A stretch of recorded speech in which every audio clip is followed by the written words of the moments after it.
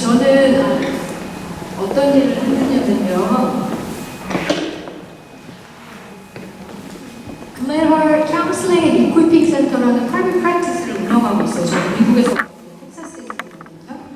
여기에서 이제 저는 대부분은 그 1인 가정분들, 그다음에 유학생으로 오시는 부모님의 아이들, 그리고 기러기 가정도 많고 입양 가정 많고 국제 결혼하시는 남나 가정하시는 분들이 있고요.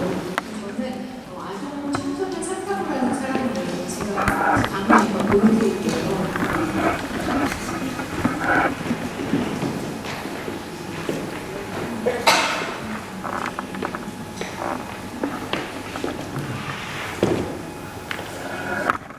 보이실지 모르겠는데 저는 이제 3세부터 한 10세 정도까지 아이들 만나고요. 10세 이후에 청소년 아이들 만나고요. 그리고 또 성인 상담도 하고 커플 테라피도 하고 그러는데 팬데믹이 지나면서 굉장히 새로운 파퓰레이션이 오시기 시작하셨는데 그거는 이제 노년분에 계신 부모님들을 모시고 성인 자녀분들이 오세요. 그래서 패밀리 테라피를 많이 하게 되어지면서 전체적으로 지금 저희 텍사스 지역에 계시는 지금 국적 동독들뿐만 아니라 저희 국민들 지키는 데를 하고 있어요. 팬데믹 전까지는 제가 한 50대 50% 상담을 했다라고 한다면 팬데믹 이후부터는 우리 저희 재외동포분들이 가장도 많으세요. 90% 이상 계속 만나고 있는 일을 제가 하고 있고요. 이게 혹시 놀이치료라고 아세요? 아이들은 놀이 자체가 언어예요. 그리고 이제 아이들이 갖고 노는 장난감으로 얘네들한테 마음을 표현할 수 있는 단어가 되거든요. 마음으로 자기의 마음들을 표현하고요.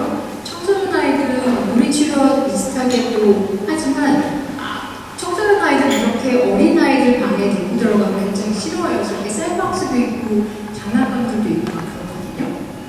그래서 아이들하고는 청소년 아이들하고 제가 셀 테라피를 되게 많이 해요. 왜냐면 심볼릭하게 자기의 마음대로 표현을 할 수가 있어요. 굳이 언어로 비주얼 다 표현하지 않더라고요. 그리고 선생님들도 이제 많이 만나서 아시겠지만 청소년 아이들한테 질문하면 대답이 오던가요? 주거니 받거니 핑퐁처럼 왔다 갔다 하던가 그러면 안 그러잖아요. 그렇죠?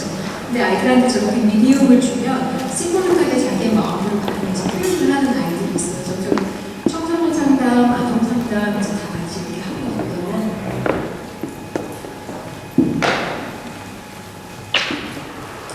그래서 오늘 이제 말씀드릴 부분은 저는 이제 프라이빗 프랙티스에서 들어오셔도 되세요. 저 뒤에도 문이 있나요? 프라이빗 프랙티스에서 이제 저는 카운슬링하고 슈퍼비전하고 티칭을 같이 하고 있어요. 카운슬링은 말씀드렸지만 재외동포분들을 만나고요. 슈퍼비전은 이제 다운스를 치료자들을 훈련하는 일들과 여기에 계신 치료자들 슈퍼비전을 같이 하고요. 그다음에 이퀴핑 센터라고 도와주고 있는 곳에서는 이런 곳이에요. 부모님들하고 교사분들을 되게 좋아하거든요. 그리고 저는 저희 모토가 배워서 남주자예요. 그래서 제가 하는 모든 것들은 최대한 대로 부모님들에게 교사분들에게 전달해드리고 싶어서 이제 세 가지 일을 분담을 하고 있습니다. 제가 베니스는 처음이에요. 그리고 유럽 한가락도 처음인데 교사분들은 봤었잖아요. 제가 되게 마음이 가는 분이시거든요. 왜냐면 다음 세대를 세우시는 일을 하시잖아요. 그리고 마음을 돕는 일을 하시잖아요. 그리고 제가 여기 와서 이제 느낀 것들이 있어요. 혹시 유치원 아이들을 만나시는 분들 손 들어봐주세요. 네, 초등부, 네, 중등부, 고등부. 고등부는 많지 않으시네요. 아이들이 많지 않아서 그렇습니다. 자, 이 그림을 한번 보실게요. 유치원 아이들을 만난 선생님들 느껴지시죠? 셀박스에서 놀고 있는데 셀박스가 완전히 비어버렸어요. 왜일까요? 애들이 셀박스를 집어넣으면 이제 엄마 얼굴 보이세요?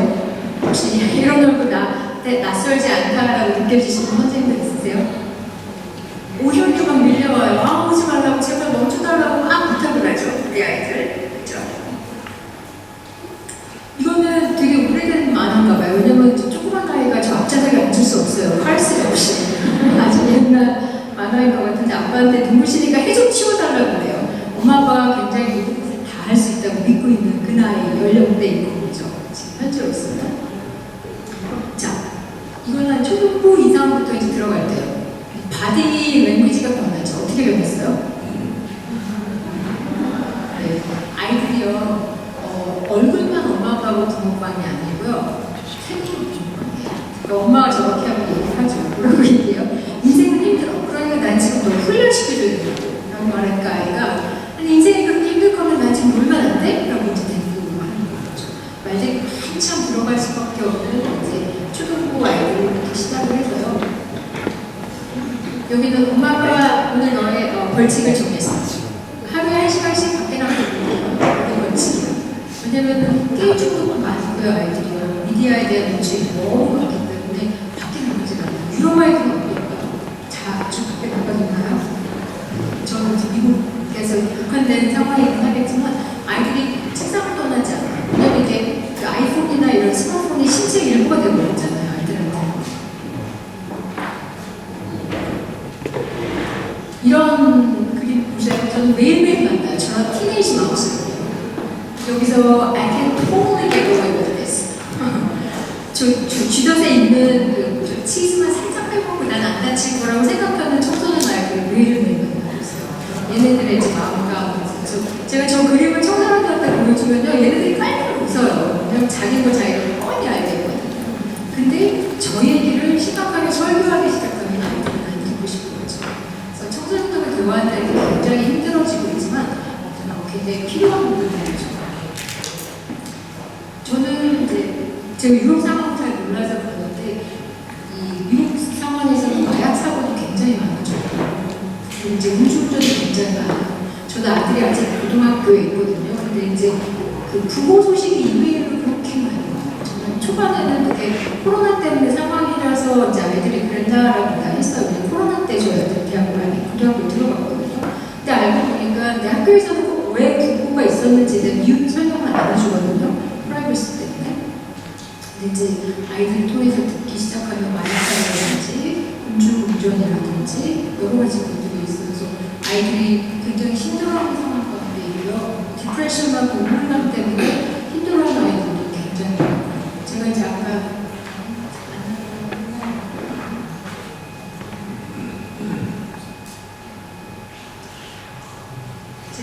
만나는 아이들은요, 우리나 불안 때문에 오는 아이들도 있고 부모자녀 관계가 굉장히 단절돼서 이제 오는 아이들도 있고 예를 들어서 18세가 되기를 손꼽아 기다리는 아이들이 있어요. 집에 떠날 거니까. 그리고 이제 자해라는 아이들도 되게 많이 있고요. 자살 충동이 있어서 저랑 상담을 했지만 집에 못 오는 경찰한테 전화를 해야 한다거나 병원으로 연계를 시켜줘야 된다거나 그런 아이들도 되게 많이 있고요. 안타까운 받는 아이들도 되게 많이 있어요. 선생님들이 혹시 어떤 아이들을 만나는지는 모르겠지만 저희가 이제 오늘 같이 봐야 되는 건 저는 학교 교육을 어떻게 시키는지 제가 모르거든요. 그러나 아이들의 마음을 어떻게 다시 들여다볼 수 있는지 같이 한번 좀 봤으면 좋겠어요.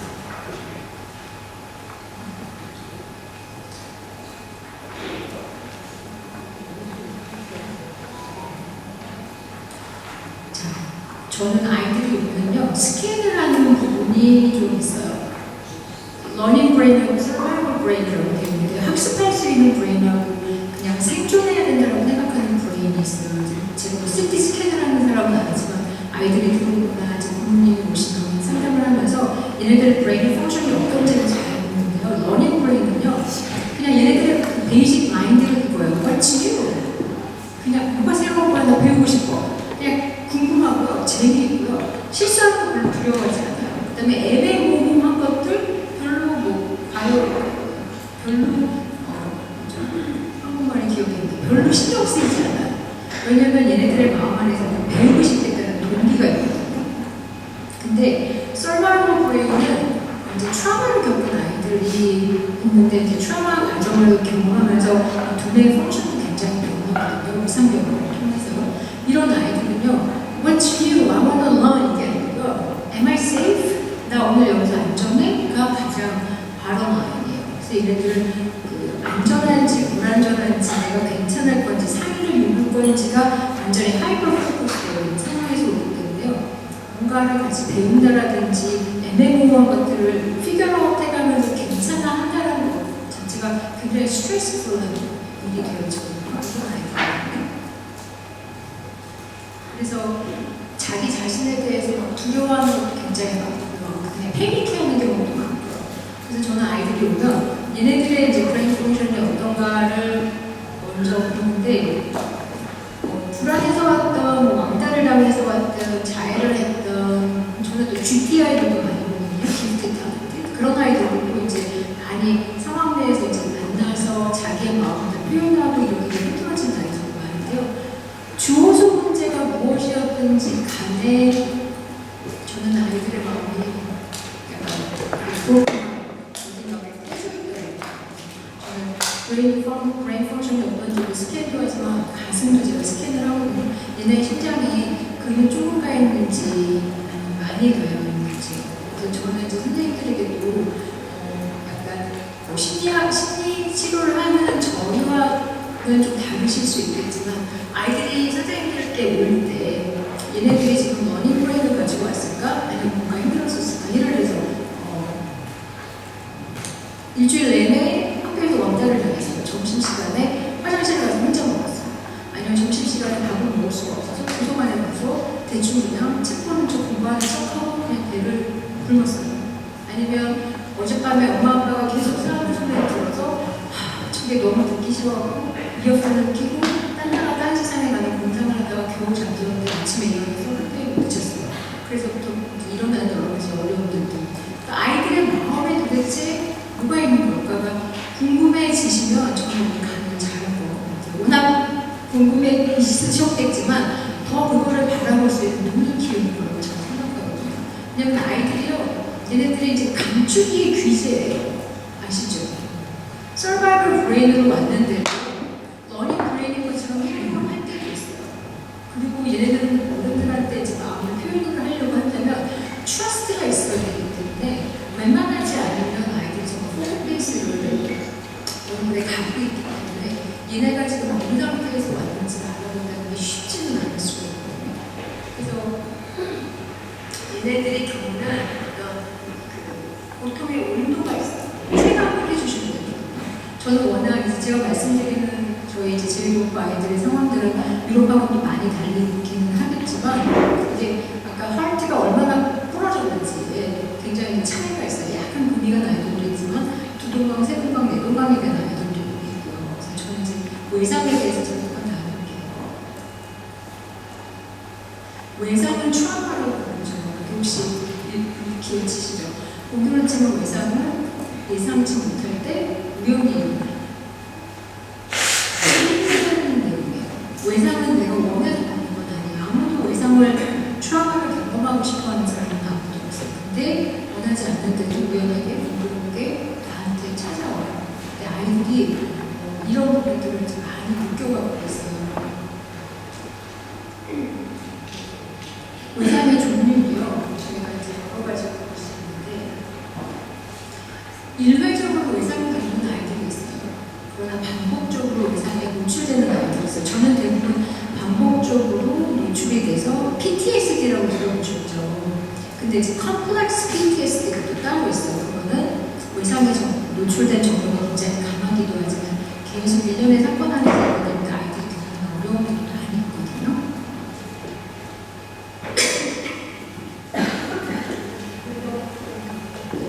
치료사는 아니시지만 제가 이제 우선 짧게 말씀드리면 세 가지 정도로 이제 외상을 분류할 수가 있는데요. 첫 번째는 인간 외적인 외상이에요. 이거는 지진이나 토네이도 같은 자연 작용 때문에 일어나거든요. 그래서 이건 사람에 의해서 된 건 아니에요.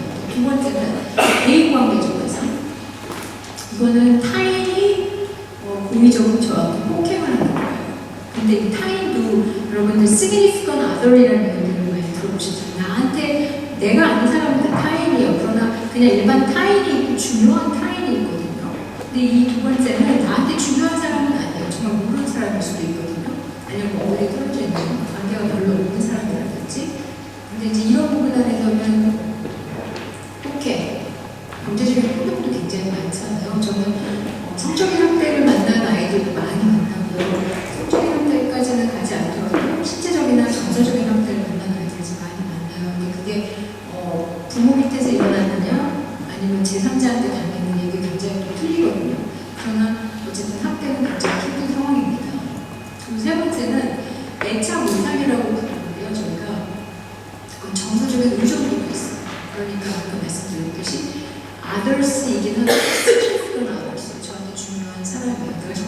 보존하는 부모님, 그리고 이제 가까운 지인들, 여러 이제 사람들, 이미 알고 있는 사람들을 얘기하고 있는데요.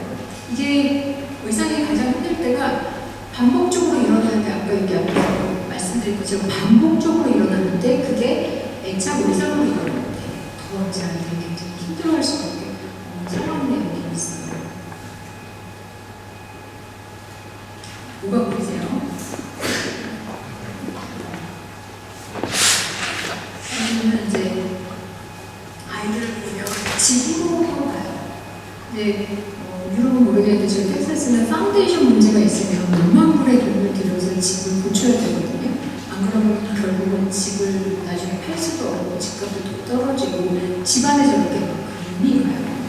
근데 그거 됐어라고 생각하는 게 그냥 그 금강대다가 막 색칠해놓고 안에 집 안에만 데코레이션 예쁘게 해놓고 산다고 그게 없어지는 건 아닌 거잖아요. 우리의 마음 안에도 금이 갈 때가 있어요. 저는 이제 이상을 심하게 만나는 아이들을 너무 보기 때문에 제 안에서 보는 시선과 이제 선생님들 보는 시선이 약간 다르실 수 있기는 하겠지만 저는 교사의 정체성이 도대체 뭘까를 고민해요. 제가 한국에 있으면서도 교감 선생님 연수들을 이제 많이 갔었을 때 제가 제일 그 이퀄핑 센터라고 하는 곳에서 하고 싶어하는 것이 하나가요. 연기하는 거거든요. 교사분들하고 심리치료사들을 연기하는 일을 저는 하고 싶어요. 왜냐하면 교사분들은 교사의 일을 하시지만 분명히 심리적인 부분에서 터치다운 해주시고 돌봐주시면 아이들에게 훨씬 더 도움이 되어지는 것들이 있거든요. 그래서 최대한으로 교사분들을 제가 심리치료사로 어떻게 컴포트 하려는 마음은 전혀 없지만 그분들에게 필요한 부분들이 무엇인지를 이렇게 가르치는 부분들을 즐겁게 하고 있는데요. 저는 교사는 어딘가 무너지고 저렇게 금이 간 곳을 중수하는 사람이라고 생각을 해요.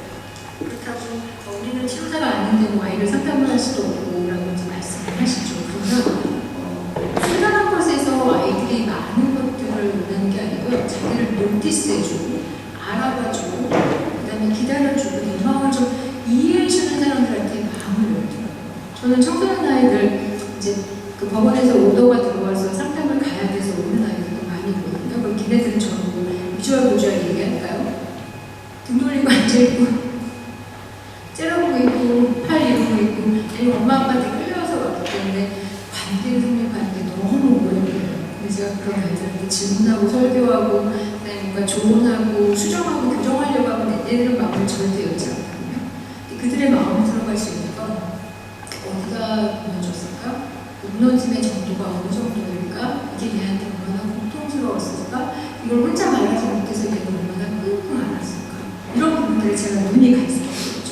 그리고 이제 그런 부분들을 얘기하기 시작하면 아이들이 이제 마음이 많이 그렇게 보는 거고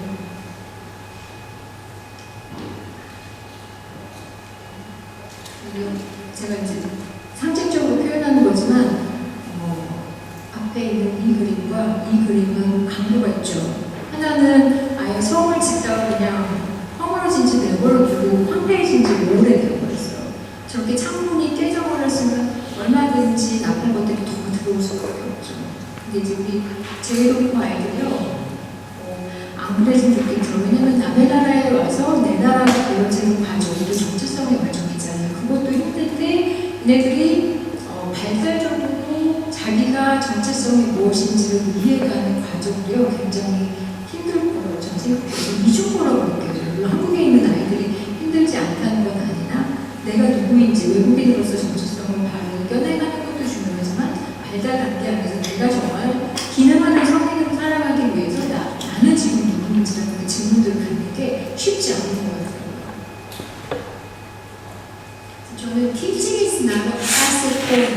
정말 이건 소극적으로 가야 되는 사명감은 아닌 것 같아요. 그리고 제가 여기 와갖고 임원분들하고 선생님들하고 갖고 얘기하면서 뭘 느꼈냐면요. 너무 애국자세요. 제가 솔직히 감동을 받았어요. 저도 제가 살고 있는데 저도 계속 가르치지는 않잖아요.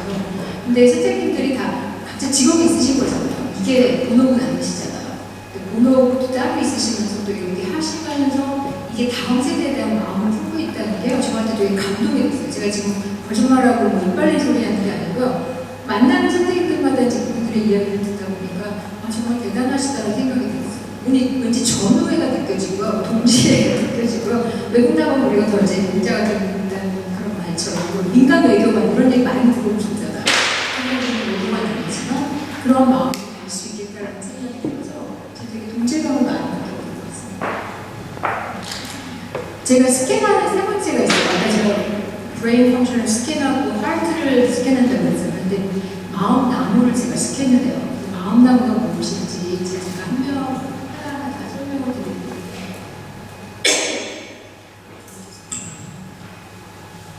여기에 선생님들이 어떤 아이들이 힘드신지 모르겠어요. 혹시 가르치시면서 힘들다 하시는 분 한번 손 들어보실 수 있어요? 없으세요? 그럼 저 이제 강의 오자 맨날 선생님 하시고 안 힘드시다구나. 힘드세요 한 분. 저랑 개인적으로 만나요.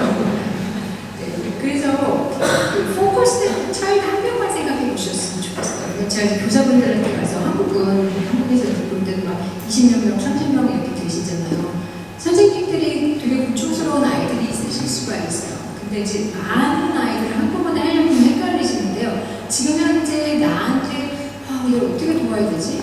라고 생각하는 아이가 있으면 한번 떠올려 보세요. 그리고 부모님들도 만나시잖아요. 근데 이제 나는 지금 한글학교 교사지대로 무슨 상담을 하려고 와 있는 것도 아닌데 부모님들이 이거 좀 물으실 때도 있고 더 도와달라고 하실 때도 있고 그러니까 그분이 도와달라고 말 안 해도 꼭 도움을 드려야 할 것만 같이 느껴지는 그런 부모님들이 있잖아요. 눈에 밟히시죠. 그런 분들이.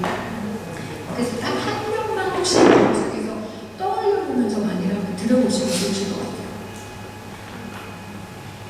저는 아이들을 묘목이라고 봐요. 제가 가르데닝을 되게 좋아하거든요. 그래서 이제 봄 되면 여러 가지 갖다가 심어요. 근데 저 묘목은 뭐가 필요하죠?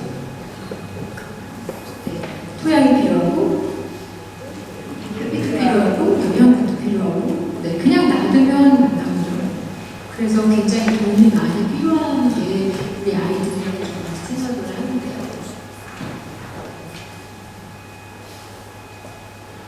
나무를 이렇게 하나씩 다이섹트해서 제가 볼게요. 아까 선생님 얘기하셨던 것처럼 토양이 필요해요. 그건 좀 환경인데요. 제가 설명을 할게요. 그 다음에 나무에서 보시는 것처럼 뿌리가 있어요. 뿌리는 아이들이 가지고 있는 니드예요. 그들이 갖고 있는 욕구나 갈망들을 이야기하는 거예요. 그리고 기둥은 아이들이 생각하고 있는 거거든요. 그들의 신념이라고 생각을 하시고 나무를 이해를 하시는 가지는 감정이에요. 그리고 열매, 그건 행동이거든요. 근데 우리가 이게 배나무야 사과나무야 하려면 뭘 보면 알죠?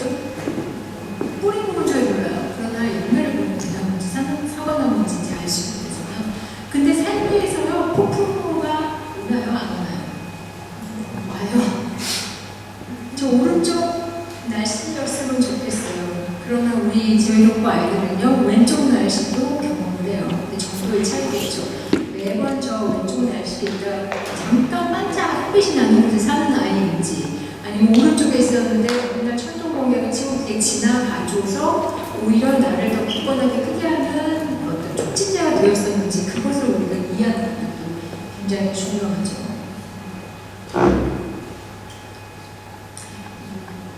토양이요. 제외동부 아이들은 토양이 한국에 있다가 외국으로 온 아이들도 있고 아니면 여기에서 태어나서 자라지만 이 토양이 다가 아닌 아이들이 있죠. 토양이라는 건 나라와 민족과 문화를 이야기하는 것이기도 하겠지만 가정 토양도 굉장히 중요한 거예요. 어떤 토양에서 자라는지를 우리가 이해할 수 있어야 되거든요.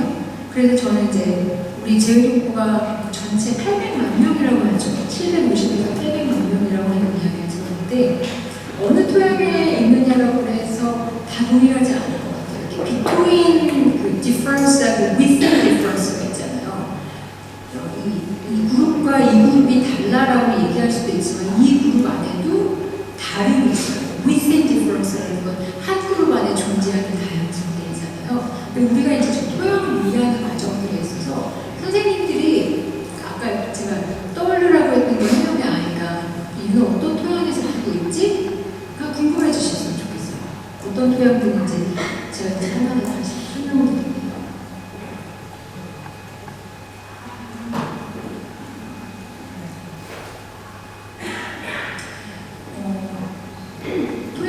모든 걸 다 얘기하고 있는 건 아니지만요. 거절의 토양, 단절의 토양, 다양하게 있어요. 그 거절의 토양들은요, 이게 어떻게 보면 정서적인 부분들에 있어서 얘네들의 어떤 존재 자체가 먼저 거절이 된다거나, 제가 아까 말씀드렸던 것처럼 학대나 방임의 과정에서 오는 아이들 되게 많이 있고요. 제가 만났던 이제 아이들 중에 너무 방임과 학대가 심했던 아이가 있었어요.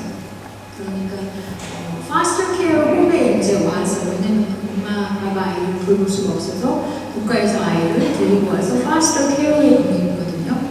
입양 가족이 아니고 뭐죠? 파스터 케어? 위탁 가정? 네네. 위탁 가정에 보냈는데, 이제 위탁 엄마가 저한테 와서 이제 저는 부모 상담을 이제 인테리 세션이라고 아이들을 만나기 전에 부모님을 깊이 만나거든요. 이제 위탁 뭔가 하시는 말씀이 음식을 주면 자꾸 숨긴다. 그리고 화장실에 가서 변기에서 물을 떠먹는다. 말도 안 되죠. 네. 근데 그게 그 아이의 만 3세가 안에 생활이었었어요. 태어났을 때 엄마가 이제 마약 중독이 너무 심하셨던 과정이셨기 때문에 아이도 마약 중독이 있게 태어났는데 엄마가 이제 방치하시고 담임하시고 신체적으로 성적 학대만 해놓고 모든 걸 다 했다고 해도 과언이 아닌 거예요. 근데 변기에 와서 물을 떠먹고 음식을 자꾸 세이브 해놓고 그 다음에 계속해서 얘가 물어보는 건 나 저녁 먹을 수 있어요? 나 내일 아침 먹을 수 있어요? 얘한테 제가 묻는 거였거든요. 그래서 엄마가 이제 상담을 듣고 오셨는데 태어나면서부터 모든 것이 거절되어지는 그 느낌이었었어요. 얘는 소셜워커가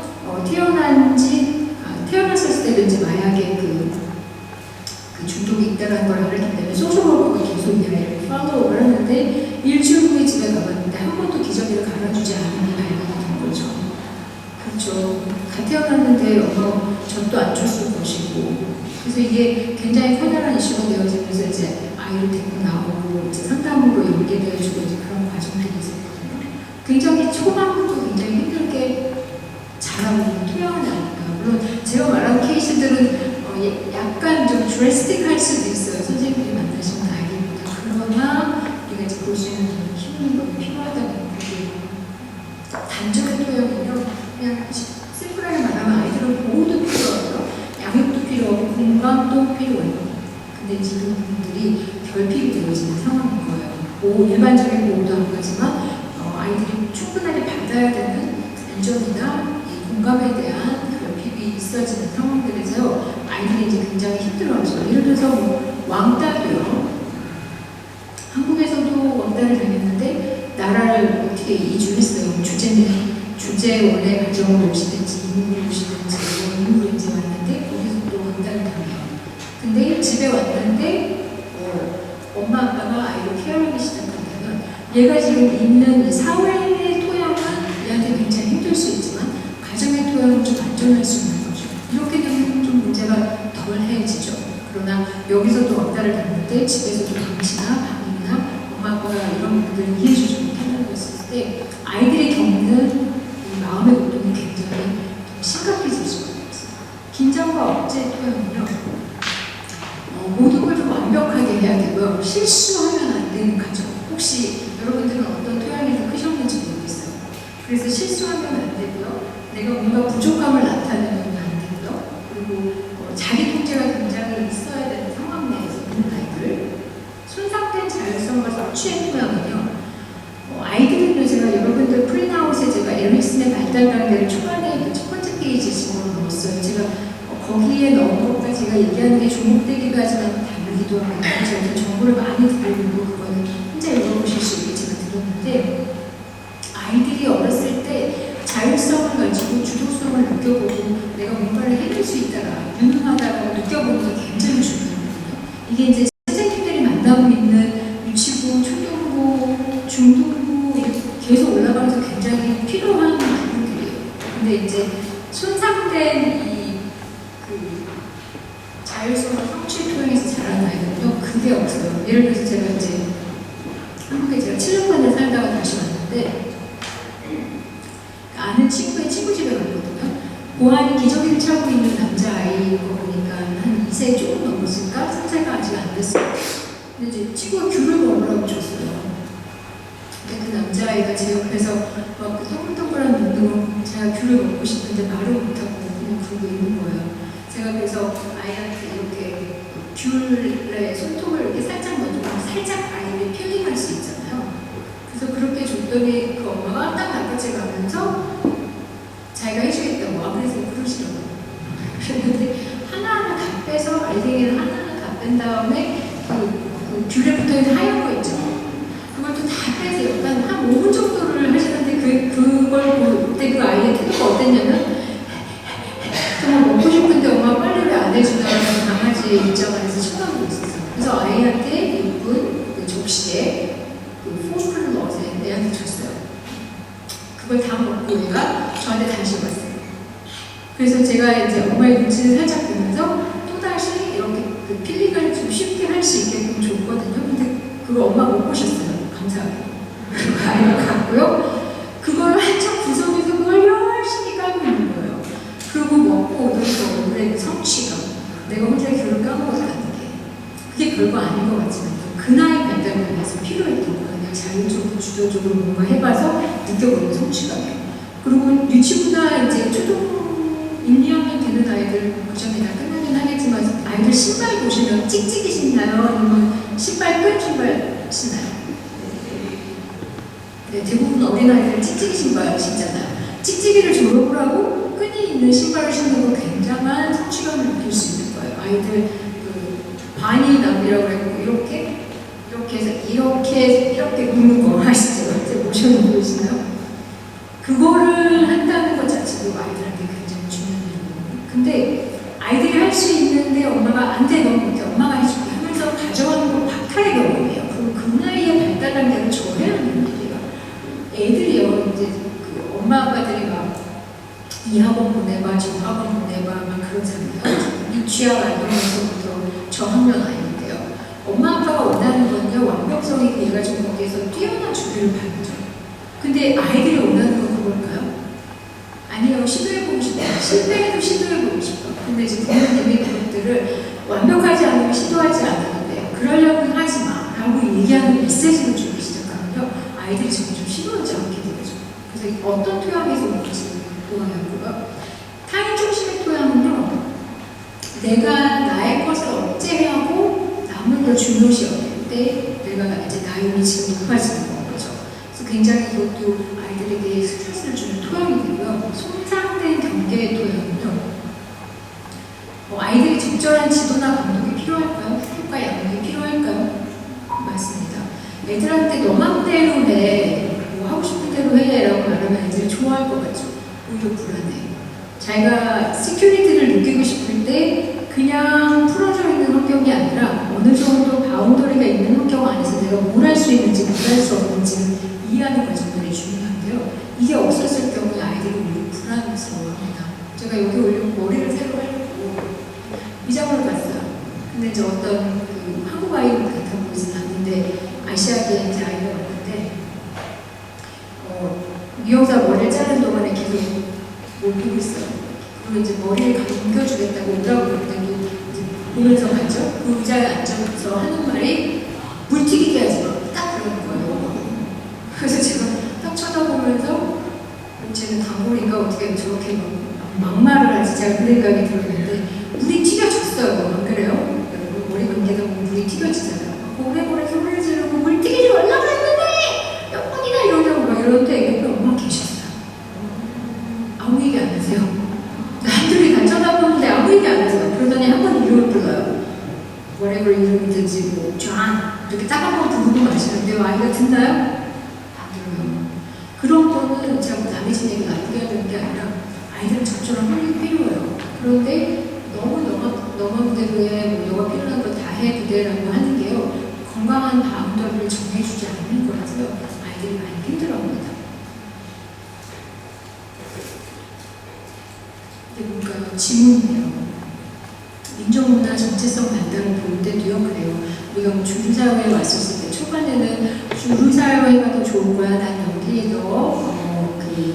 여기와 나를 아이덴티파이 하고 싶어라고 하다가 시간이 지나가면서 아니네, 이 안에서도 여러 가지 병폐들이 있네, 나는 내가 정말 누군지 궁금해. 그러다가 집단으로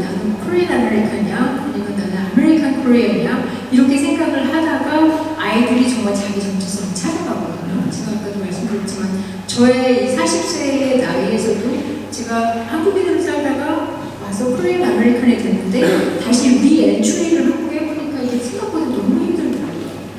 그래서 내가 누구지를 한참 40세에 고민을 하다가 또다시 이제 50대 이제 여기에 들어와서 이 상황들을 보면서 이게 민족의 정체성, 문화의 정체성도 있지만 개인적으로 내가 누군지를 아는 그 정체성, 아이덴티티 크라이시스를 제가 다시 생각해요. 근데 저희 제일교포 아이들은요, 이거를 겪습니다. 물론 한국에서 온 주재원 가족도 있고, 여기서 태어나서 자라는 아이들도 있고, 2세, 3세, 4세 아이들도 있고, 이방에서 온 아이들도 있잖아요. 저는 되게 고마운 부모님들 중에 한 분이 백인이신데 그 아시안 아이를 입양했어요.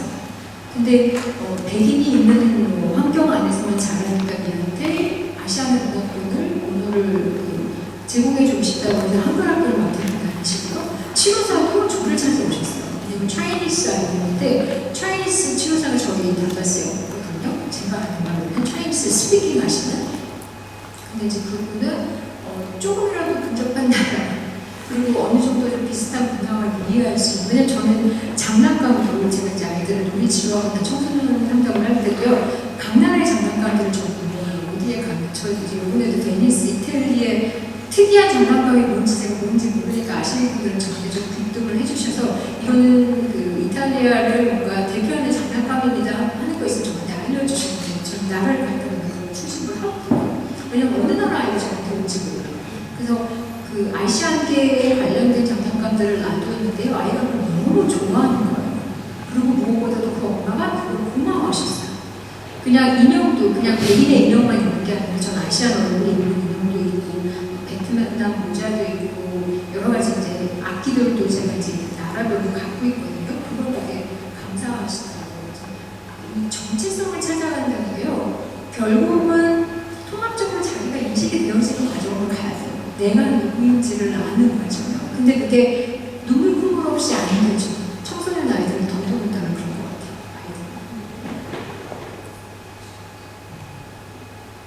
자, 이제 욕구와 갈망, 이게 뿌리가 건강하게 자라고 있나를 선생님들이 또 보셔야 될 것 같아요. 여기서 이제 얘기하는 게 안정감의 갈망, 보고, 자유, 자아실현의 이런 부분들인데요. 내가 아까 생각하고 고민하고 있던 그 아이가 건강한 뿌리로 자라나고 있나? 라고 보셔야겠죠. 이게 뿌리를 수동적인 거로 공격적인 것으로 이제 나눠서 한다면요, 나 뭔지 모르겠어, 너무 힘들어, 왜 사는지 모르겠어 라고 이게 마음의 것을 안에서 파놓는 아이들이 있어요. 근데 또 반대로 밖으로 들이박는 아이들이 있어요. 다 너 때문이었어. 왜 너는 내가 하는 대로 안 하는 거야. 난 조종할 거야. 내가 모든 걸 다 힘을 가져버릴 거야 라고 생각하는 이 모습들이 있거든요. 그래서 아이들의 문제 행동이요, 뿌리가 얼마나 건강한지, 근데 그게 수동적인 뿌리로 나타나는지 공격적인 것으로 나타나는지 보아야 합니다. 기도는요, 생각이에요. 신념이에요. 근데 제가 여기서 이제 미스테이크를 써놨던 것 중에 하나가 그게 왜곡된 사고방식이거든요. 내가 나를 바라보거나 타인을 바라보거나 세상을 바라보는 시선이야. 근데 이게 굉장히 주관적이에요. 그 업젝티브한 게 아니라 완전 서브젝티브하거든요. 그래서 이게 미스테이크는 뷰티풀가 될 수가 있어요. 예를 들어서 제가 그냥 몇 가지 예를 써놓는데, 난 모든 것을 완벽하게 해야 해 라고 생각하는 아이들은요, 그러지 못하는 목격이에요. 아니면 난 누군가를 플레이징해야 돼, 그 사람을 기쁘게만 해줘야 돼, 그러지 못하면 나는 이상한 아이예요. 아니면 난 별로 중요하지 않아, 이런 마음을 갖고 있는 아이들도 있고요. 정직하면 이용당해, 통제를 잃어버리면 안 돼, 수단방법을 다 써서라도 난 이겨야 돼, 아니면 사람을 믿을 만한 존재가 아니에요. 이게 제가 지금 하는 얘기가 아니고요, 제가 만나는 많은 재외동포 아이들의 고백이에요. 근데 이 고백을 알아갈 때 얘네들 머릿속에 선생님 제가 미스테이크 빌리프가 이게 있어서요, 이게 저의 정서와 행동에 이런 영향을 미친답니다라고 말하는 아이는 하나도 있을까요, 없을까요? 없어요. 상담 과정을 통해서 아이가 그걸 이해하기 시작을 하면서 내가 이러니까 이런저런 마음을 갖고 이런 행동으로 내가 선택을 하고 이런 의지들이 있구나라고 이제 느껴가기 시작하면서 자기를 많이 변화하거든요. 문제 행동의 목표는 제가 선생님들 드린 그 핸드아웃에 있어요. 아이들이 행동을 할 때, 특히 문제적인 행동을 교사나 부모님들이 발견하시는 거잖아요. 그랬을 때 이제 그분들이 이제 말씀하시는 것 중에 하나가 관심을 추구하는 아이들이거든요. 주행용의 프로그램이 있을 거예요. 내가 누군가가 나한테 관심을 줄 때만 나는 중요해요라고 생각하는 거예요. 이런 아이들은 계속 날 좀 봐주세요라고 해요. 그래서 어린애 입장에서, 교사 입장에서 되게 귀찮고 속가시기까지. 이런 아이들은 관심을 달라고 할 때 관심을 주지 않고요. 관심을 요구하지 않는 상황에서 뭔가에 용기를 줄 때 아이들이 이 문제 행동들을 많이 안 하게 되어 주시고요. 힘은요, 내가 힘이 있어야지만 난 중요해. 내가 컨트롤링하고 있고 파워풀 해야지만 중요해라고 하는 아이들은요, 마구 들이받죠, 아이들은. 그리고 복수나 이제 부족함을 증명하는 아이들은 제가 상담실에서 많이 보는 아이들인데요. 상해를 너무 많이 입는 거예요. 아까 제가 말씀드렸지만 하트를 스캐닝을 했었을 때 두려움, 세동감이 난 아이들이요. 난 상처를 입었어, 너도 당해봐 라는 마음으로 이제 행동을 할 때가 있어요. 학교에서도 그렇고 가정 안에서도 그렇고 일반 대인관계 내에서 그렇게 행동을 할 때 이게 어른들한테 굉장히 힘듭니다. 왜냐면 나도 상처를 받거든요. 그래서 저는 이제 상담을 할 때 가끔 물리고 그다음에 얼굴을 활기고 이게 제가 제한 설정을 당연히 하죠. 근데 순식간이에요. 진짜 순식간이에요. 그래서 저는 양손으로 이렇게 제 얼굴을 할 때도 제가 앵글을 이렇게 하고 다녀야 되는데 제 주변 사람들은 수하라고 막 그러는데 제가 거의 상황을 알거든요. 수하고 이럴 그게 아니에요. 이제 습관적으로 제가 아이의 마음을 이해하고 그걸 공감하고 제한 설정을 하고 이런 과정들이 있을 때 제가 나중에 제한 설정에 대해서 분명히 선생님들에게 가르쳐 드릴게요. 아이들이요, 복수 심리 있는 게 얘네들이요, 되게 고압적이고 적기적이고 막 적대적이에요. 힘들어요, 이런 아이들 만나는 게. 그럼에도 불구하고 저는 그 아이들을 broken heart로 보거든요. 얘네가 그래야 되는 이유가 얘네한테 타락하고 있어요. 이해는 안 돼요. 그러나 그 마음들을 이해해주고 배기 시작하면요, 그런 부분들이 많이 사라져요. 그래서 저는 제 얼굴을 해봤던 아이는 오랜 시대를 상담을 했지만 잘 종교를 했어요. 이제 선생님도 일주일에 한 번씩 이제 안 와도 된다고 얘기해요. 굿바이 하는 케이스들이 굉장히 많아요. 부족함 증명하기는요, 나는 잘 못해요. 난 이런 거 안 하고 싶어요. 그러니까 편안한 게 좋은 거죠. 안 하면 실수 안 하거든요. 그 다음에 시도하지 않으면 되면 속지 않은 거 아니니까요. 그래서 이게 아이들의 이제 단계별로 마음의 상처가 많았던 아이들, 힘들었던 아이들이요, 이 감정들을 많이 겪습니다. 그리고 미스테이크 밸리프면 늘려야 돼요. 왜냐면 누군가가 나한테 이야기를 해줄 거거든요. 근데 그게 이제 내면화되어지는 과정 가운데서 아이들이 자동적으로 부정적으로 자기의 삶에 대해서, 나에 대해서, 타인에 대해서, 세상에 대해서 그렇게 상황을 만들어 가게 되거든요.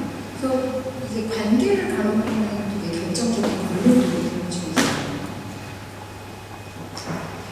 제가 지금 시간이 막 달리느라고 한데, 제가 오늘은 이제 이런 부분들을 이야기하긴 하겠지만 선생님들하고 다른 부분은 또 내일은 또 심화학습으로 많이 보려고요. 제가 순간 뭘 잃어먹었거든요. 책을 하나 읽어드려야 되는데 까먹었어요. 자, 릴렉스 해보세요. 선생님, 동화책 읽어본, 누가 나한테 동화책을 읽어본 마지막 경험이 어떠세요? 내가 읽어준 거 말고. 기억 안 나시죠? 자, 그럼 동화책을 누가 읽었을 때 어떻게 하세요? 글자 보세요. 동화책인데 그림 보시면 제가 너무 좋아하는 동화책이에요. 제가 한국 가면 꼭 가는 데가 있어요. 알라딘 서점, 중고 서점이잖아요. 거기 가면 지하에 제가 가는 중도 어딘가에 보면요, 와, 동화책이 너무 많아요. 저 동화책 정말 좋아하고 동화책이 주는 굉장히 의미와 묘미가 있어요. 이거 제가 읽어드릴게요. 위를 봐요. 정진호 지영.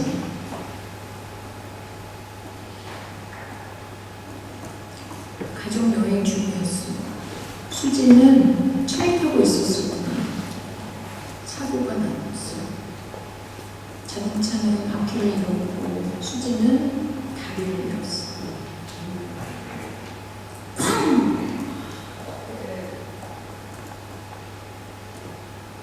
수지야, 밥 먹어야지.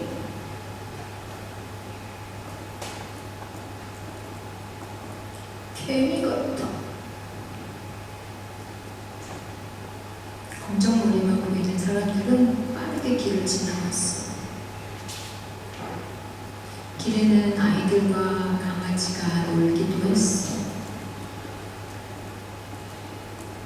비가 오면 우산들의 행렬이 생겼죠.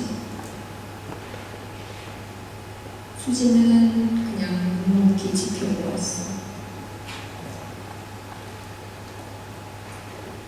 내가 여기 있어요. 아무라도 좋으니 위를 봐요.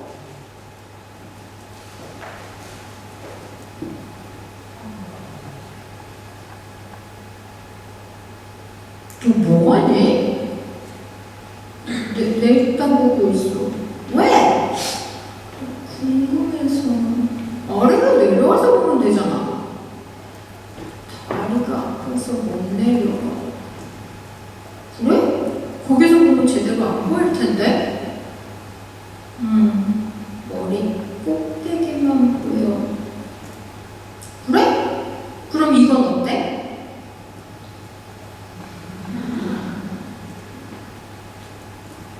어머, 얘 너 길거리에 누워있니? 왜냐면은 저기 있는 저 우리 애가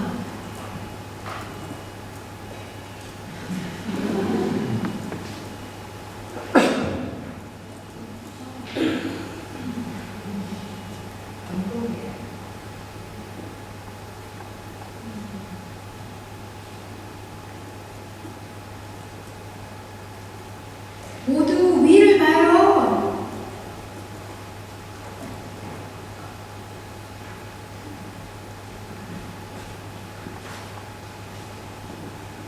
수지가 어디 갔나요? 휠체어 타고 밑에 내려와있죠. 저는요, 그 이제 다음 세대 놀이치료사 청소년 상담사를 이제 그 훈련하는 사람으로서 이 남자아이 같은 사람을 찾고 싶어요. 왜일까요? 얘는요, 자기 상황에서 쟤를 무시하고 지나간 게 아니고요. 그 여자의 상황 내에서 상황과 감정과 그 아이의 마음을 추론했고요. 이해했고요. 행동으로 옮겨줬어요. 힐링이 언제 오느냐면요, 아이들한테요. 긴 설교 안에서, 긴 교육 안에서 오지 않아. 내 마음이 아픈 걸 내 입장에서 바라보주면 해요. 그게 아이들이 그냥 마음을 다 줘요. 저는 새로 이제 해왔던 시간이 길다 보니까 아이들이 어려서 왔는데 이제 결혼하고 또 오는 아이들이 있어요. 자기 아이들을 데리고. 지금 이제 좀 더 할머니가 되어져가고 있으면 또 아이들을 좀 많이 만날 수 있을 것 같은데요. 저는 이렇게 타인조망 능력이 있는데 행동까지 않는 이런 아이들을 키우는 게 저의 개인적인 생각이기도 하지만 또 사명이기도 해요. 왜냐면 아이들이 굉장히 마음이 아픕니다. 얘네들은 누군가가 내 입장 안에서 바라봐주는 그 작은 노티스 해주는데 너무너무 아이들한테 중요하거든요. 그래서 제가 아까도 말씀드렸지만 아이들의 마음이 벽에 금이 났다고 했잖아요. 근데 그 무너진 것을 중소하거나 지원해 줄 수 있는 건요. 물론 능력도 필요하고 여러 가지 집안 상황이 필요하긴 하겠지만요. 그 아이의 시선에서 그 아이의 마음을 열어주고 받아주는 거예요. 이게 너무너무 소중하다는 건 저는 정말 많이 공감을 하고 있습니다.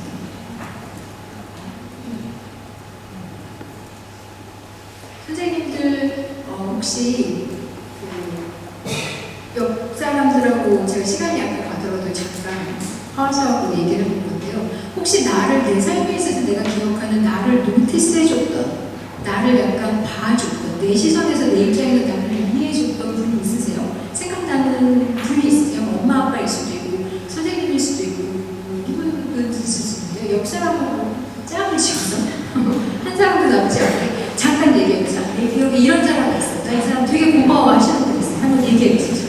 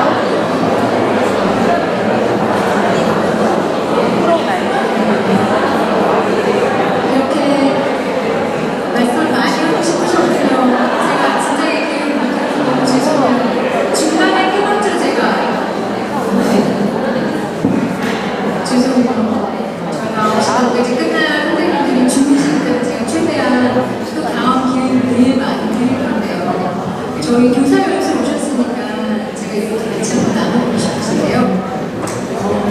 이 책 혹시 아세요? 처음 보셨어요?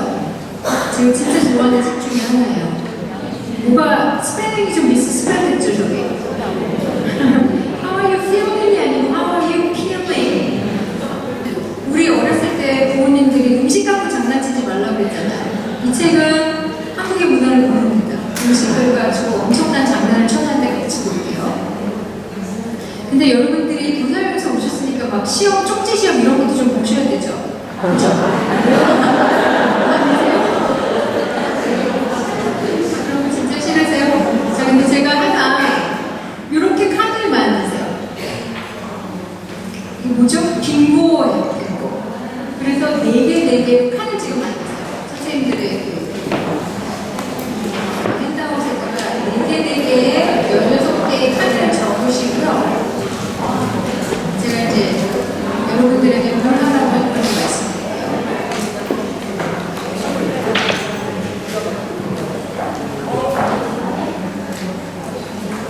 자, 14개의 칸을 만드셨죠?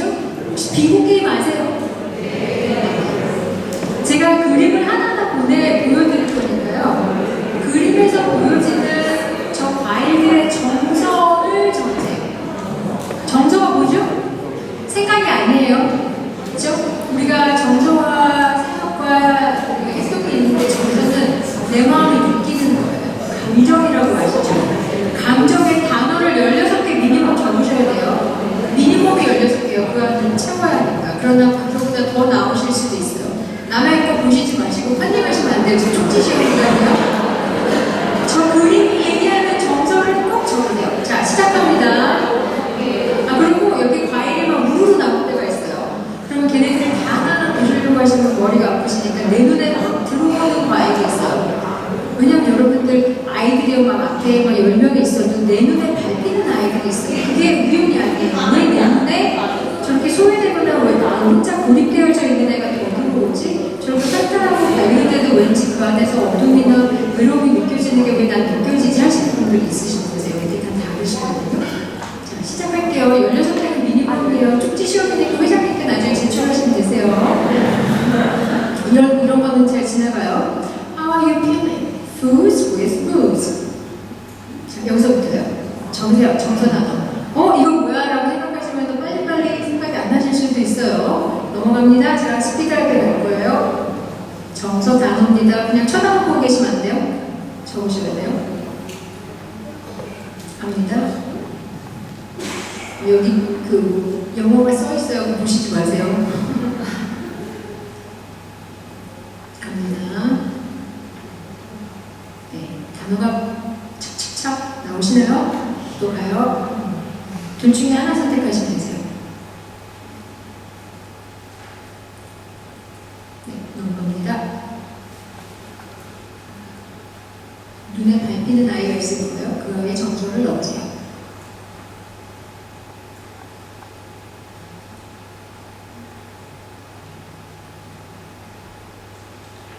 네.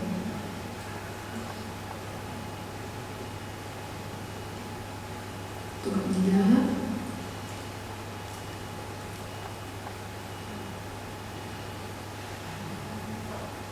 네. 빨라요. 네. 죄송해요. 네. 넘어갑니다.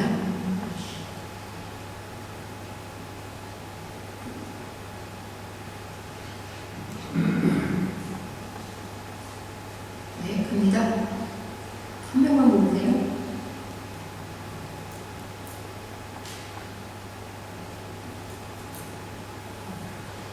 갑니다.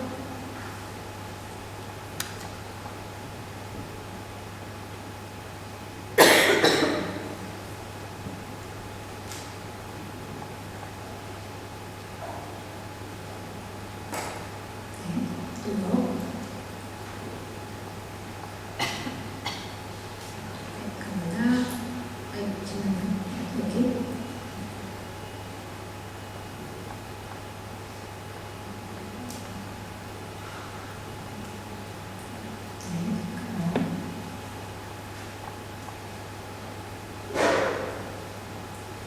여러 가지 단어가 생각나면 다 적으시면 되세요. 미니멈이 16개니까. 또 갑니다.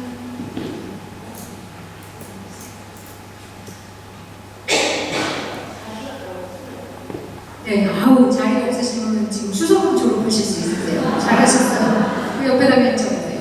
네, 또 갑니다.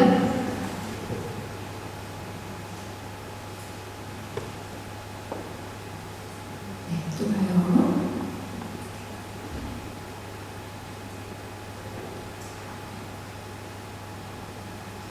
네, 또 이동합니다. 글자 인식하시고 그림 넣으세요.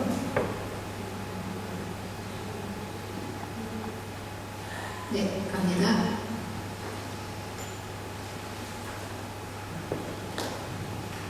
네, 움직입니다.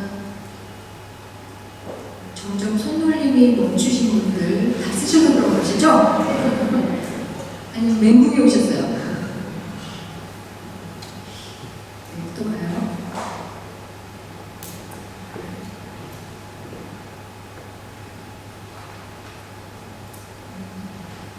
네, 애쓰셨어요. 자, 16칸을 다 채우셨어요?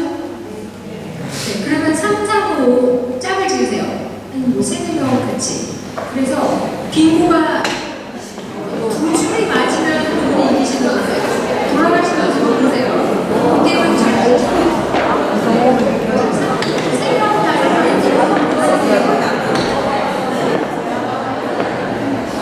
빙고 두 줄이 먼저 되시는 분은 손대세요.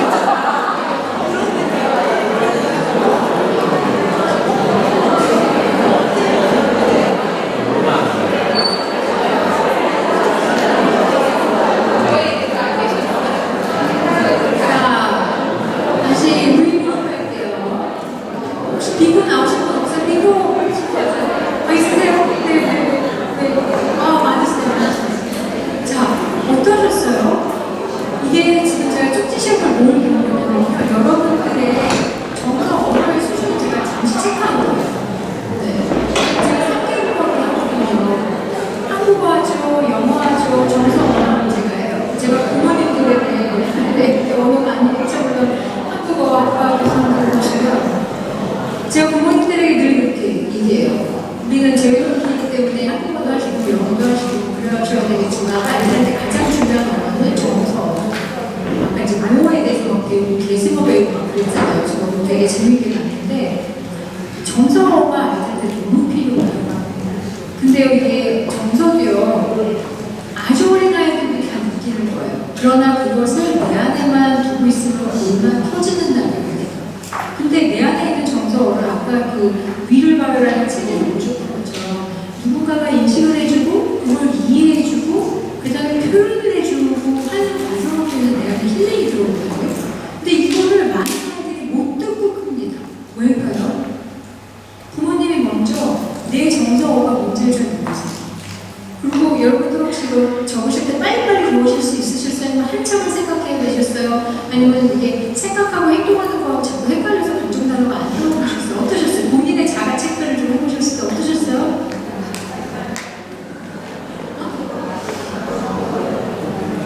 음성 문제가 안 들리는데 초급 중급 나는 공부반에 있다. 손 들어보세요. 준비한 거 어때? 나는 중급반에 있다. 네, 나는 초급반에 있는 것 같다. 나는 기억 니은들을 이제 배워야 된다. 웃으시는 분들은 그러신 거예요?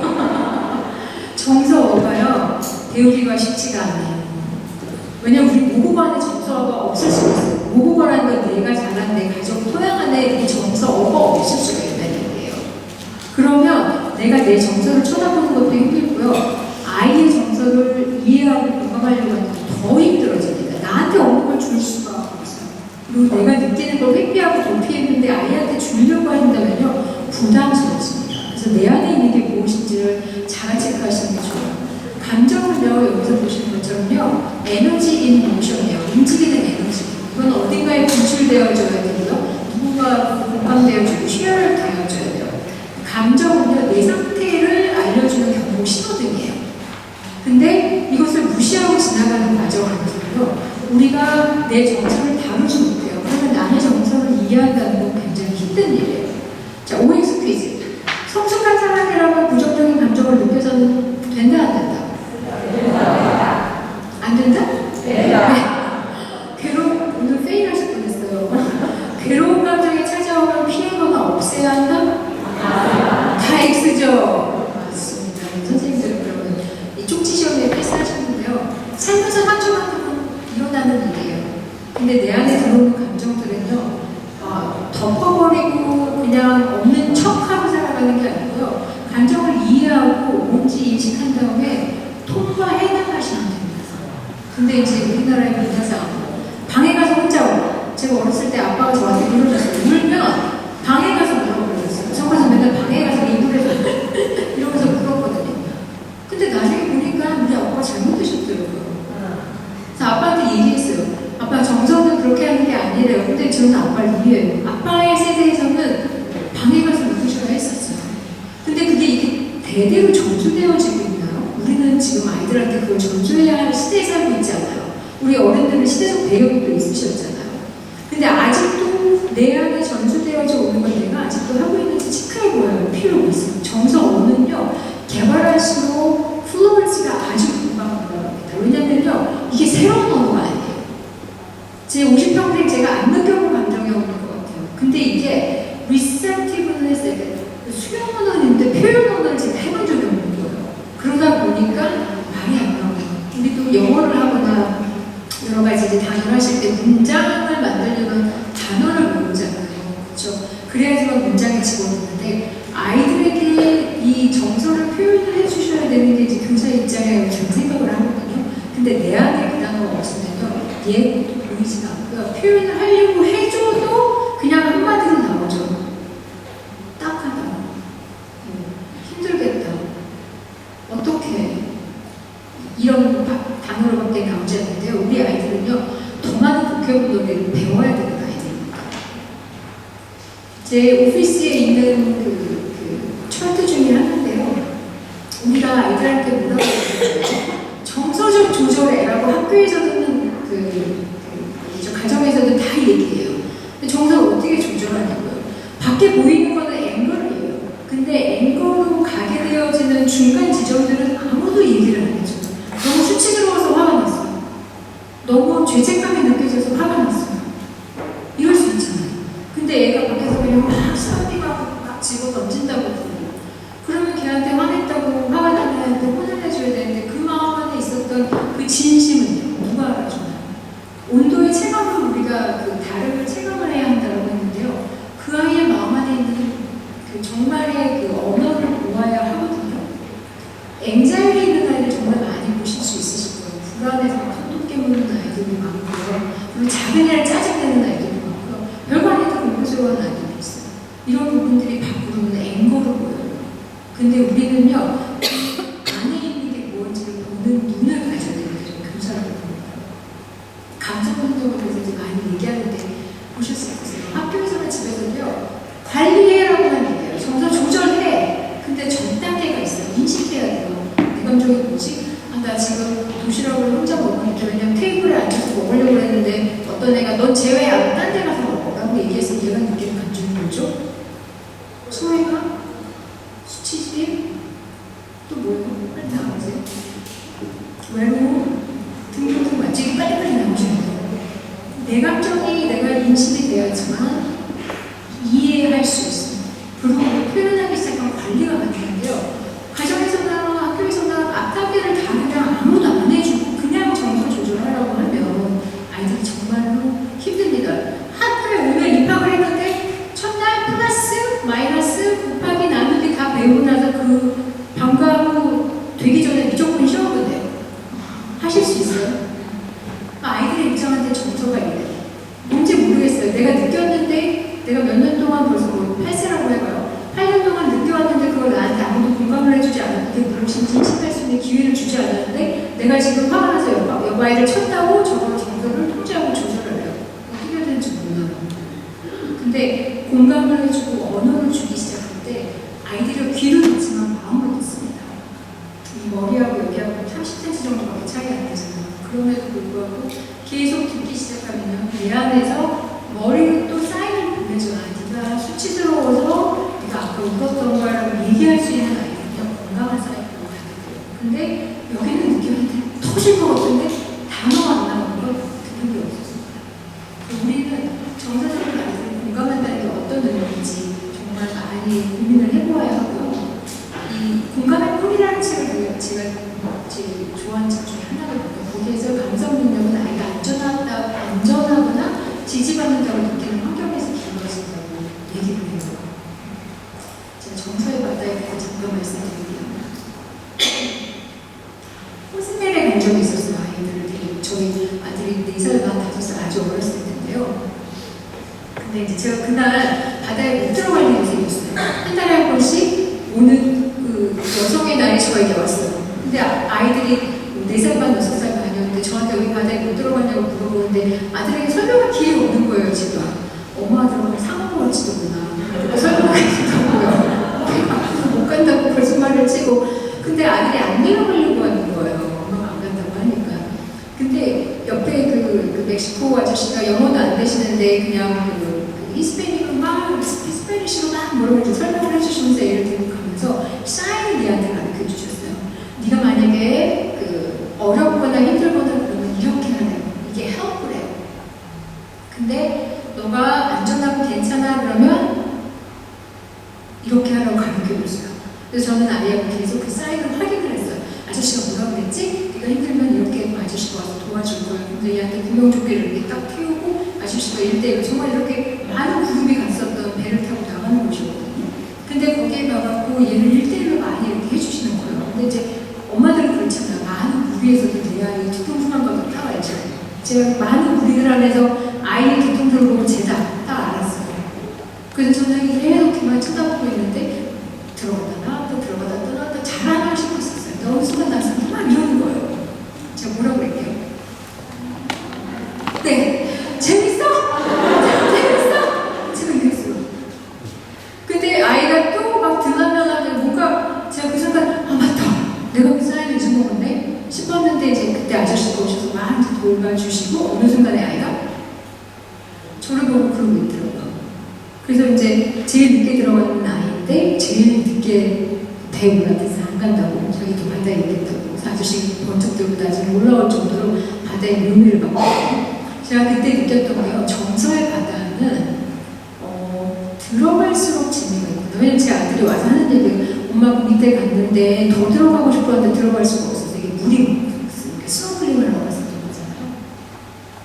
근데 옆에서 다른 배를 타고 가는 아저씨들을 보니까 까만 걸 입고 이렇게 뒤로 해가지고 천번 바다로 들어간다 이런 것도 봤다라고 얘기하고 왜 저 사람들은 까만 옷을 입고 있는 경우가 없는 거예요. 그러니까 한 번 바다의 맛을 보니까 더 보고 싶은 거죠. 그리고 자기 이따만한 고래도 보고 싶고 엄마가 아까 말한 상어도 보고 싶고 막 이런 얘기를 했었어요. 그러면서 아이가 이제 수영을 배우기 시작하면서 이제 스킨스쿠버 같은 것도 막 하고 싶어하고 그랬었거든요. 제가 여기서 느꼈던 게요. 정서의 바다는 아이들이 한 번 맛을 보면요. 누군가가 내 마음을 공감해주는 걸 맛을 보잖아요. 그러면 더 듣고 싶어요. 왜냐면 낯선 일이거든요. 익숙하지 않아요. 근데 더 들어보고 싶어요. 그리고 그 단어들을 내 거로 만들어보고 싶어요. 공감받는다는 게 이해받는다는 게 힐링이거든요. 근데 바다에 우리가 훈련식이나 스쿠버 다이빙 한다고 첫날 못 들어가는 것처럼 훈련이 필요하죠. 아이들의 정서의 바다에 들어가시고 하신다면 훈련이 필요하죠. 그냥 들어가면요 얘네들한테 적절한 반응을 주지 못할 때가 있어요. 예를 들어서 아이들이 장난담을 할 때도 저는 느껴지는 게 있는데 아이들한테 얘기했었을 때 반발, 저항, 반항이 올 때가 있어요. 얘네가 준비가 안 된 것도 있고요. 제가 너무 깊이 들어간 것도 있고요. 아직 이제 숨 쉬면서 준비해야 되는데 제가 그 스쿠버 다이빙 인스트럭터고 나는 굉장히 노련하다고 생각해서 아이를 그냥 바다 신문으로 그냥 슈럭 풀고 들어오면 얘네들은 숨을 쉴 수가 없어요. 그래서 어떻게 하죠? 차츰 가져야 되는 거죠. 스노클링도 하다가 정서의 바다 안에 깊이 이렇게 들어가는 훈련들을 우리가 해줘야 되구나. 이게 실험사여서 저는 매일매일 하고 있지만 이제 선생님들이 만나시는 아이들도요 정서의 바다에서 헤매고 있는 아이들이 진짜 많이 있을 거죠. 그래서 얘네들을 물론 한국의 역사와 언어와 문화를 가리키는 게 주된 일이셔서 오셨지만 내 눈에 밟히는 아이들한테 그냥 한마디 해주시는 거. 오늘 너가 왠지 슬퍼 보여. 아니면 너가 오늘 시무룩해 보인다. 이제 이게 대화가 이제 될 정도로 해야 되는데 얘네들의 정서도요 영어가 모국 보일 때가 있고요. 아니, 다른 나라 말도 모국 보일 때가 있잖아요. 근데 그날에 맞는 마음으로 아이들한테 표현을 해주는 것도 좋고요. 그렇지 않더라도 한국어로 얘네의 공감을 표현을 해주는 것도 굉장히 필요합니다. 제가 지금 시간이 이제 4분이 남아서 뒤에 할 부분들이 많기는 한데 제가 오늘은 여기서 마무리를 해야 될 것 같아요. 왜냐면 제가 아직도 해야 되는 부분이 감정에 대해서 좀 더 일라보레이트하고 행동에 대해서 이해하려고 하는데 한 가지만 더 금방 하고 이제 마무리를 할게요.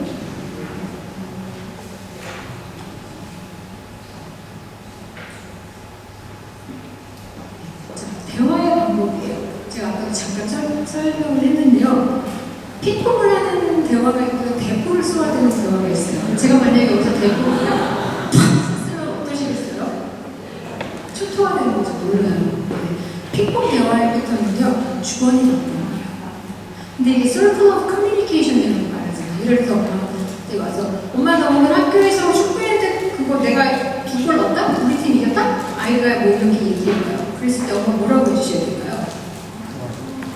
그래서 또 좋았겠다. 뭐 그렇게 얘기하죠. 그럼 아이는 엄마가 반응을 해주면 거기에 대해서 또다시 얘기하고 싶어. 근데 있잖아, 걔가 제이가 그렇게 하려고 했는데 내가 이렇게 할 때 너 오늘 숙제했어? 웃으시는 분들은 경험담이세요? 아니면 밥 먹으러 갈 건데 너 뭐 먹을래? 빨리빨리 차 타. 엄마 지금 저기 오빠 픽업하러 가야 돼. 대화를 중간에 잘라먹죠. 그럼 애는 아니 엄마 근데 있잖아 내가 거기 꼴에서 이게 쉬운 게 알았다고 지금 먼저 가야 된다고 라고 얘기할 때 이게 대화가 썰물로 가지 않아요. 가다가 튀어나오고요. 그 다음에 도대체 우리가 무슨 얘기를 하고 있었는지 기억이 안 나요. 왜냐면 주도를 엄마가 하기 시작하고 다른 성인이 하기 시작할 때가 있잖아요. 네, 그러다 보면은 아이들은요 다음에 뭔가 기쁜 일이 있거나 어려운 일이 있을 때 엄마나 착각하지 않죠. 그러다가 저는 이게 코로나 이후로 사이버불링이 얼마나 나쁘고 얼마나 아이들한테 손해를 입히는지 저는 너무너무 매일매일 보고 있거든요. 얘네들이 말을 붙이고 얘기를 나눈 대화가 가정에서 안 되어지고 누군가가 주면 어른이 나를 노리스를 안 해줄 때요. 얘네들은 인터넷으로 봅니다. 디스코 게 나쁘다는 게 아니라 거기에 나쁜 의도를 가지고 오는 사람들이 있어요. 얘네들을 빼어내죠. 사이버 크라임이 너무 많아져서요. 제가 이런 거 모르겠지만 굉장히 어려움이 되어지는 상황이 왜 그럴까요? 걔네 주변에 사람이 많아요. 그러나 누가 없었죠? 네, 제가 못 알아듣지만 들어오는 사람이 없었어요. 대포로만 대화를 하는 거예요. 그리고 대포의 주체는 어른이에요. 아이들은 그 대화를 하려고 하고 있지 않아요. 물론 이제 발달 단계에 따라서 정말 2살짜리, 3살짜리, 아니면 초등학생, 중학생, 고등학생 다 연령별로 발달 단계에 맞는 대화를 우리가 해줘야 되긴 하겠지만요. 가장 기본은 똑같은 것 같아요. 우리는 리스너의 마음을 가져야 되고요. 그 다음에 어딘가 마음이 깨어진 부분들이 있으면 그것을 다시 고수해주거나 중수해주려는 작은 노력들은 우리가 교사임에도 불구하고 해야 되는 것 같아요. 그래서 교사는 정말 아까 패스 코딩이 아니고 굉장히 적극적으로 내가 받은 타격감으로 가신다고 저는 생각을 하거든요. 특히 여기 지금 이 어려운 시간에 여기까지 다 오셔서 연습을 하시는 선생님들 다 오신 것 같아요. 축복하고 싶었고요. 제가 오늘 다 나누지 못한 얘기 너무 죄송하지만 내일 심화 수업 때도 뵙도록 하겠습니다. 감사합니다.